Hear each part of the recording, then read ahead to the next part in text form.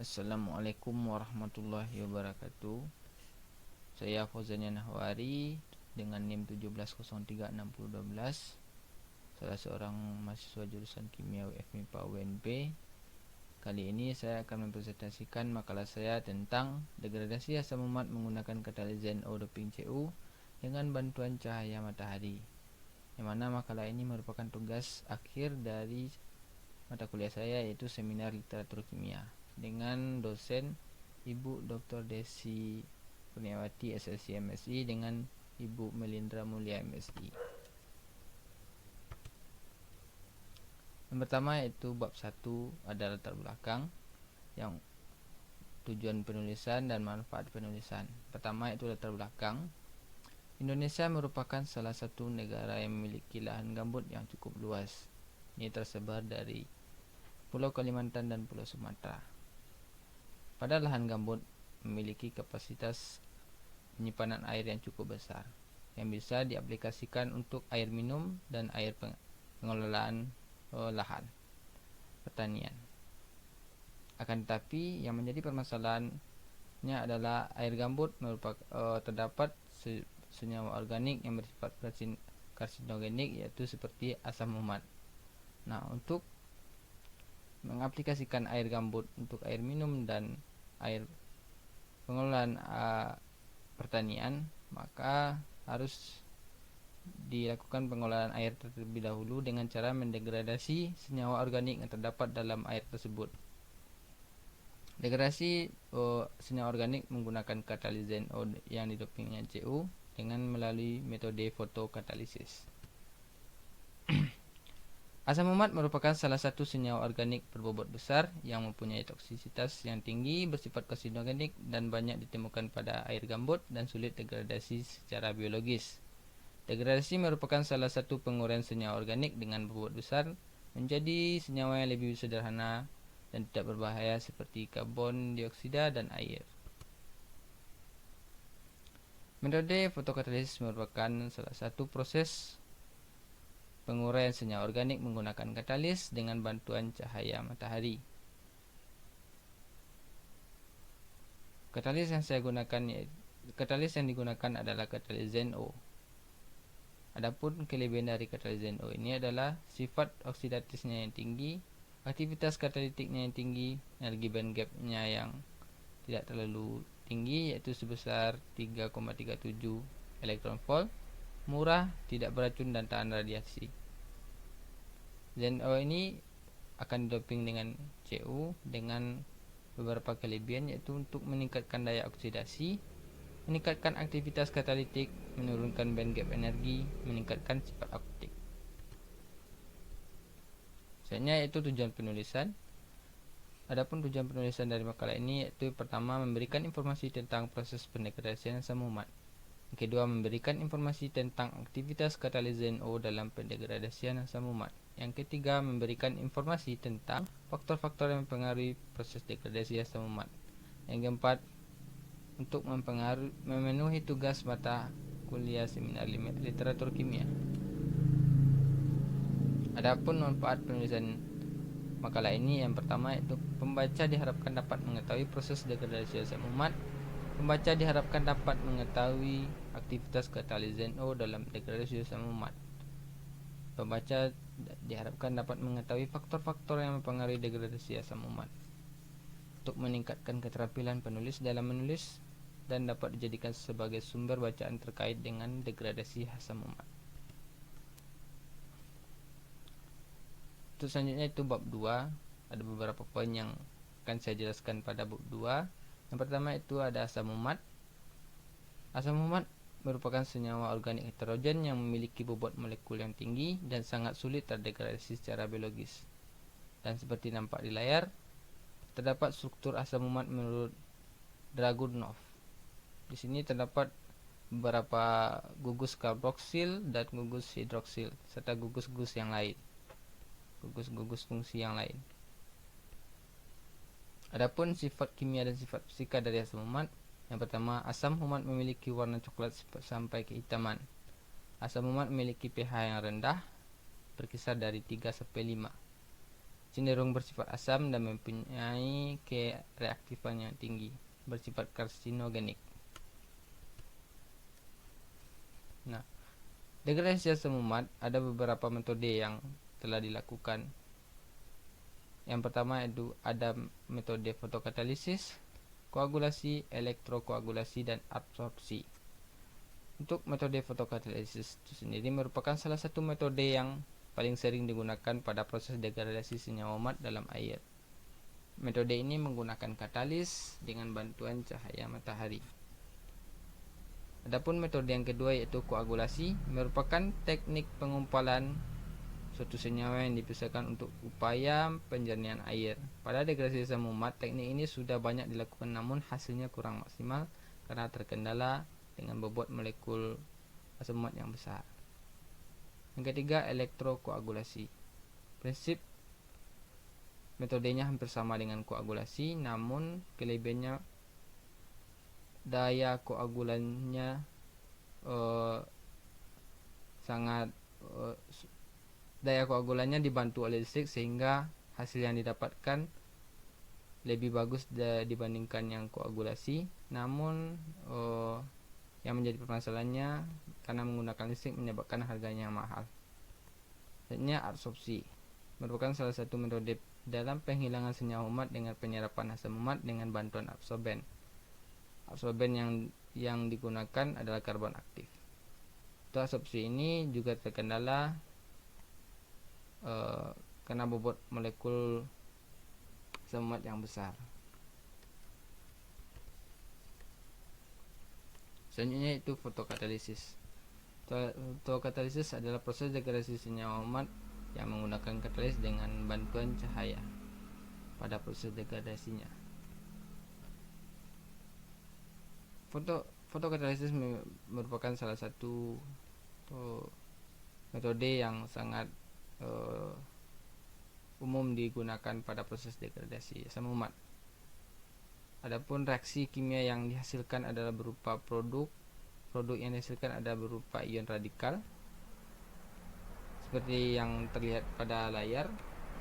Inilah mekanisme dari fotokatalisis.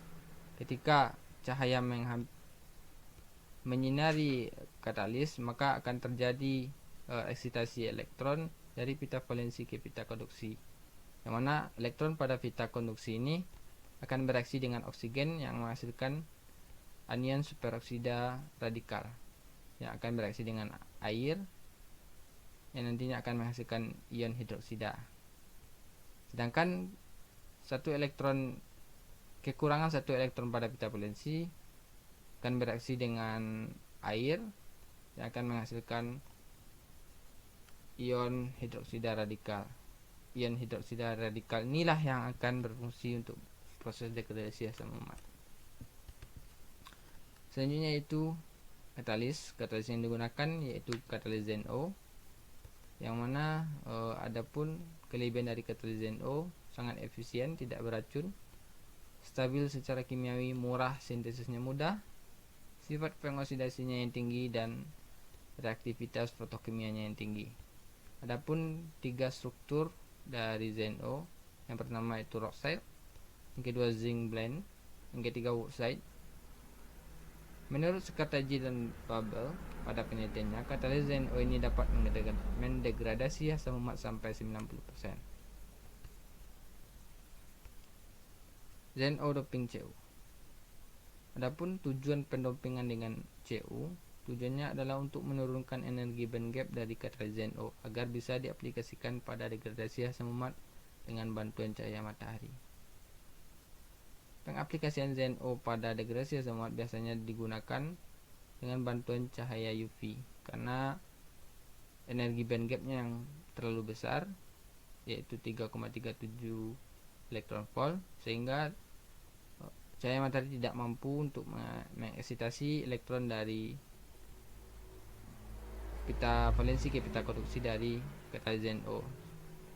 Namun untuk bisa diaplikasikan pada cahaya matahari perlu untuk menurunkan energi band gapnya.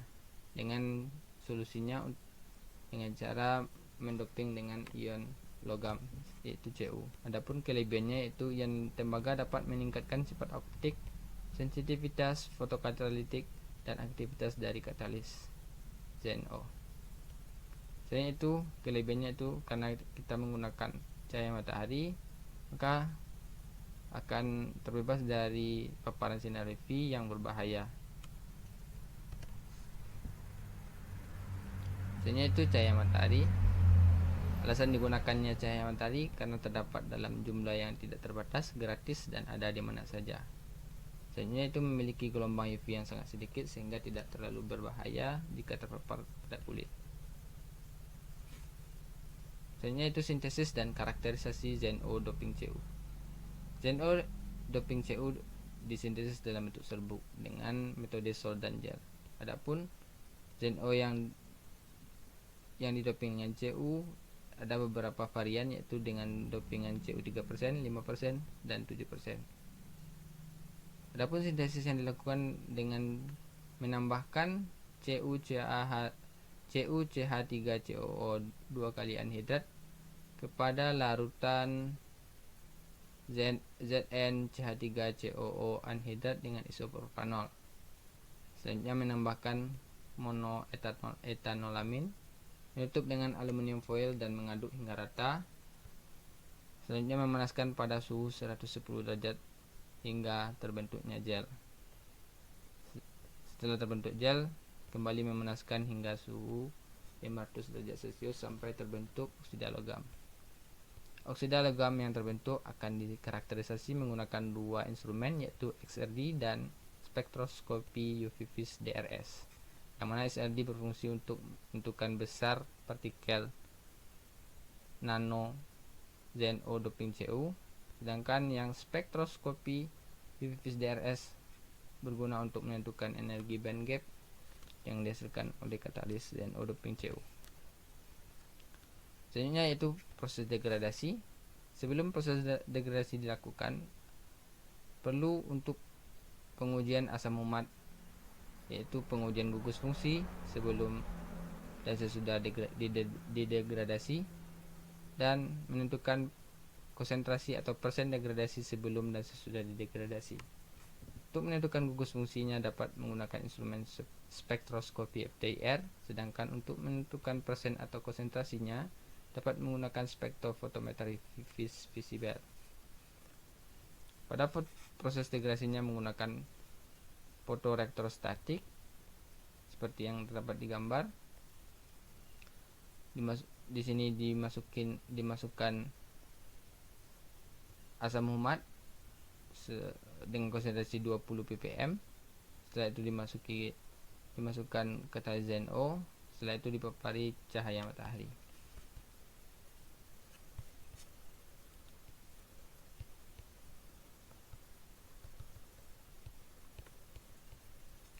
Selanjutnya itu masuk bab 3 di pembahasan.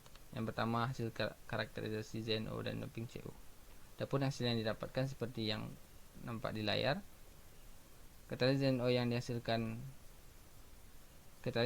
didoping Cu 3%, 5%, dan 7%. Adapun hasil karakterisasi dengan menggunakan dua instrumen, yaitu XRD dan spektroskopi UV vis DRS, hasil yang didapatkan itu besar partikel nano yang didapatkan adalah sebesar 27 nanometer, sedangkan energi band gap yang didapatkan sebesar 2,57 elektron volt.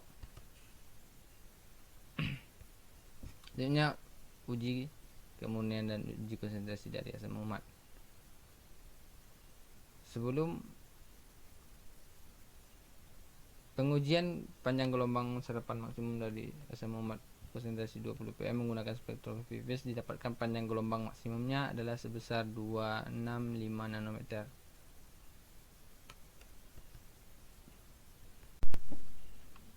Selanjutnya yaitu hasil degradasi asam umat.